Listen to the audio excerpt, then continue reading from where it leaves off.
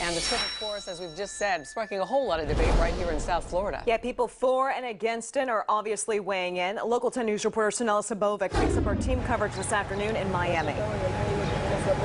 Constance and Christy, once it became official from the White House this morning that President Obama is going to visit Cuba next month, reaction here at Cafe Versailles was mixed. You had some that are for this historic change, while many here say it's simply a waste of time.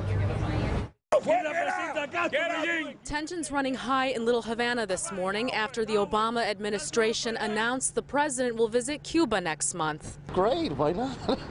The long-expected trip comes 14 months after diplomatic ties between the U.S. and Cuba were restored, following a half a century of hostility. It's a good move because President Obama represents the powerful country in the world.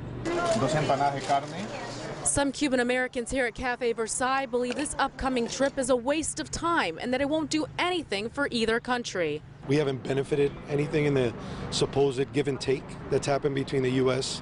and the Cuban government since the beginning of the opening of relationships last year. Politicians from South Florida were quick to criticize the planned trip, including Senator Marco Rubio.